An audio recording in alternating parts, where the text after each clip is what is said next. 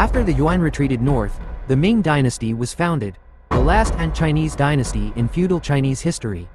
In the evolution of China's unified system, the Ming Dynasty's key role was to build the most comprehensive and rigorous framework for centralization. After founding the dynasty, Shu Yuanshang summarized the lessons from the fall of previous dynasties, identified every possible vulnerability that could cause the system to collapse, and used institutions to seal them all shut. He built the most comprehensive centralized system in 2000 years of feudal history. Thanks to this system, the Ming lasted for 276 years and was ruled by 16 emperors. The Ming's key institutional improvements centered on two main points. 1. Abolition of the Grand Chancellor. Removing an office that had existed for millennia, all powers were returned directly to the emperor, then divided among the 6 ministries. These ministries checked and balanced one another and reported directly to the emperor. Shu Yuanshang even inscribed it into the ancestral instruction. Never again establish the office of Grand Chancellor, permanently resolving the risk of powerful ministers dominating the throne. It was like abolishing the single highest system administrator. All decision-making power rested with the supreme administrator, the emperor, removing any fear of anyone overstepping authority. Although the position of chancellor was abolished, the structure left by Shu Yuanshang eventually promoted the formation of the Grand Secretariat, with a rigorous workflow. The Secretariat drafted policy proposals, the Directorate of Ceremonial reviewed and approved them on behalf of the emperor, and the 6 ministries implemented them. Even when emperors neglected court affairs for long periods, the state machinery continued to operate normally. This is the reason why the Ming dynasty could endure even when many later emperors showed little interest in governance. 2. Perfection of the imperial examination system. Pioneering the 8-legged essay format and dividing quotas for recruitment between North and South China, the system ensured fairness in examinations while balancing the distribution of talent across regions, completely breaking the aristocratic monopoly on officialdom. Even the poor could rise to office through education. Additionally, a comprehensive supervision network was established, comprising the censorate, 6 offices of scrutiny, and imperial censors, overseeing every aspect of official conduct to prevent corruption and abuse of power. In military affairs, Shu Yuanshang implemented the Weisuo garrison system, integrating military service and agriculture. Soldiers farmed in peacetime to supply their own food and mobilized in war. This significantly reduced military expenditure while dividing authority to prevent generals from holding too much power, permanently resolving the long-standing problem of warlord separatism. Why did the perfect system still fall? This comprehensive central governance system sealed off every risk that could lead to a change of dynasty, laying a solid foundation for the Ming's nearly 300-year existence. However, a problem arose. With such a perfect centralized system, why did the Ming still fall? The core problem lay in this. The centralized system built by Shu Yuanshang relied entirely on the absolute diligence and competence of the emperor. Once the emperor neglected his duties, vulnerabilities appeared, and the system risked collapse. The rise of eunuchs. After abolishing the Grand Chancellor, the workload of the emperor increased dramatically. Every decision had to be approved personally. When emperors were negligent, power spilled out and fell into the hands of eunuchs. In the mid to late Ming, powerful eunuchs such as Liu Jin and Wei Songxian dominated the court, wielding authority and persecuting loyal officials, completely disrupting the political order and throwing the whole system into chaos. Factional struggles. The Grand Secretariat had no clearly defined legal powers and relied entirely on the emperor's trust. To gain control over the Secretariat, civil officials engaged in decades-long factional struggles between the Donglan Party, Yan Party, Jie Party, and others.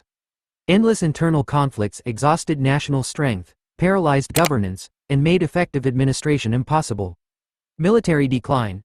After the Tumu crisis, the Ming's founding nobility and military generals were almost completely wiped out, and the principle of valuing literature and suppressing military became a rigid rule. The military class was entirely excluded from political decision-making bodies. Border defenses became increasingly weak, and the army's combat capability declined severely, leaving it unable to resist external threats such as the Mongols and Jurchens. At the same time, the Weisuo garrison system completely disintegrated as military land was seized by powerful clans and soldiers deserted in large numbers. Without land to farm or grain to eat, the army's fighting capacity collapsed, losing even basic defensive capabilities. In the late Ming period, land annexation spiraled out of control. The privileged class, imperial relatives, officials, and landlords held more than half of the country's land and enjoyed tax exemptions, completely depleting the dynasty's tax base and causing a sharp drop in state revenue. Furthermore, the fixed stipend system for the imperial clan became an unfillable financial loophole. Imperial descendants did not need to work but were entitled to generous benefits. As their numbers grew, the financial burden became unbearable. It was like installing a self-expanding program within the governance system, constantly consuming resources until the treasury was exhausted, to the point where there was no money even to pay the army. Although Emperor Chongzhen ruled for 17 years, attended diligently to state affairs, worked late into the night, and even wore mended robes, he was fundamentally unable to reform the deep-seated flaws within the institutional system. When Li Sicheng's rebel army marched into Beijing, even the capital's garrison refused to fight because they had gone unpaid for months, while court officials only sought to protect their personal interests. And so, this once powerful dynasty came to a complete end. The Qing dynasty that followed was the last feudal dynasty in Chinese history. In the evolution of China's unified system, the Qing dynasty's core role was to compile and perfect all the accumulated institutional improvements for the feudal system. It lasted for 268 years and was ruled by 12 emperors. It is also recognized as the dynasty with the most complete and mature feudal institutions in history, from the Qin establishing the Grand Chancellor, the Han inheriting the system, the Tang perfecting the 3 departments and 6 ministries, the Song strengthening central authority and weakening local power, to the Ming abolishing the chancellery and establishing the Grand Secretariat. Every dynasty sought to strengthen imperial power and prevent threats to the throne. Yet new problems always arose. Preventing powerful ministers led to eunuch interference, suppressing the military weakened border defenses, centralizing power reduced administrative efficiency, stabilizing taxation failed to solve land annexation. The institutional design of the Qing dynasty was essentially the most comprehensive revision and thorough risk prevention for all vulnerabilities accumulated over the past 2,000 years. It not only achieved absolute centralization of imperial power, the peak of feudal history, but also placed strict limits on 6 long-standing problems: the dominance of powerful ministers, interference by imperial relatives, meddling by eunuchs, regional separatism, land and tax conflicts, and loss of border control. The rigor and completeness of this system reached the zenith of the feudal era. The king's key institutional improvements focused on 3 points. 1. Establishment of the Grand Council. This measure returned all decision-making power completely to the emperor. Ministers of the Grand Council held no independent authority. Their only duty was to record and transmit the emperor's edicts, acting essentially as secretaries. This completely eliminated the environment for powerful ministers to emerge. Additionally, strict regulations prohibited eunuchs and imperial relatives from interfering in politics, permanently resolving these millennia-old problems. The chaos caused by eunuchs seen in the Ming or the dominance of imperial relatives seen in the Han never occurred again. Simultaneously, the Qing refined the system of governors-general and provincial governors, building on the Yuan's province system and the Ming's 3 commissions.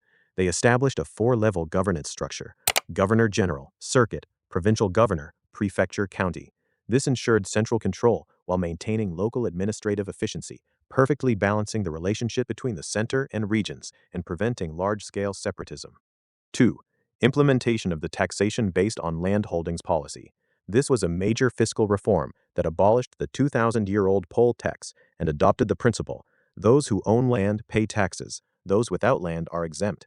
It fundamentally resolved the millennia-old conflict between land ownership and taxation. This policy not only reduced the burden on the landless poor, but also brought millions of previously concealed people into the household registration system, helping China's population surge from just over 100 million at the beginning of the dynasty to more than 400 million by its end. Furthermore, the king introduced the policy of commuting miscellaneous levies into regular tax, converting informal surcharges collected by local officials into legitimate state revenue. This minimized exploitation of the people at the grassroots level within the framework of the feudal system, while significantly enriching the state treasury. 3. Building a multi-ethnic governance system adapted to local customs, creating unity within diversity. The king did not impose a single uniform governance model, but adopted different policies suited to the customs of each ethnic group. Through political marriages with the Mongols and the Mongol banner system, it permanently resolved the threat from nomadic powers in the north, a problem existing for thousands of years, turning Mongolia into a protective shield for the king. By appointing officials such as the General of Ili and the imperial resident in Tibet, Alongside the system of confirming the authority of the Dalai Lama and Panchen Lama, it brought Xinjiang and Tibet under direct central administration and sovereignty, strengthening control over border regions. This governance structure stabilized regions including Mongolia, Xinjiang, and Tibet. It not only resolved the centuries-old problem of northern invasions, but also laid the foundation for modern China's territorial map and consolidated the structure of a unified, multi-ethnic nation. So why, after resolving all the old vulnerabilities of previous dynasties, did the Qing dynasty eventually fall? There was only one core reason. Extreme centralization inevitably leads to excessive control and stagnation of thinking. Qing rulers clung to the illusion of being a supreme celestial empire, viewing themselves as superior to all others. They implemented a closed-door policy, cutting off almost all contact with the outside world and refusing to accept foreign culture or advanced technology. Simultaneously, they used literary inquisition to suppress all creative thought in society. Intellectuals dared not speak or innovate, causing the whole society to fall into intellectual stagnation. Consequently, the king completely missed the Industrial Revolution sweeping across the West. It was like setting a system's security settings too high, cutting off all external connections and updates. While Western countries completed their industrial revolutions and entered the era of industrial civilization with vastly superior development models, the king's feudal system remained stagnant. It attempted to use a backward agricultural civilization to confront an advanced industrial civilization and was ultimately crushed completely. Furthermore, the long-standing policy of prioritizing agriculture and restricting commerce, the foundation of feudal centralization, was fundamentally incompatible with the laws of industrial development, suppressing the growth of capitalism. This caused the economy, military, and technology of the king to fall far behind the West.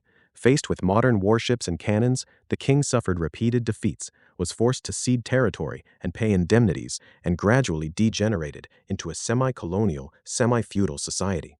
Finally, the First Opium War forced open the closed borders. The Taiping Rebellion exhausted national strength. The First Sino-Japanese War shattered dreams of self-strengthening, and the Xinhai Revolution delivered the final blow to the 2,000-year-old feudal system. In 1912, the king-emperor abdicated, and with it, the entire monarchical feudal system officially entered history. The great order of the world, long divided, must unite. Long united, must divide. Over 2,000 years of dynastic change was not a simple cycle of repetition, but rather a process where the unified institutional framework was continuously improved, corrected, and adapted to the times. There has never been a perfect system that lasts forever, just as there is no operating system that remains suitable for all eras. From the development of individuals, to the operation of businesses, to the progress of the times, only by constantly recognizing one's own limitations, continuously improving, and adapting to changes in the environment can one achieve sustainable development and long-term prosperity. This is the core truth behind the laws of rise and fall of Chinese dynasties, and also the essential wisdom in studying history. Understand the past to better understand the present and the future. All spelling and formatting issues have been corrected. The text is now clean and consistent.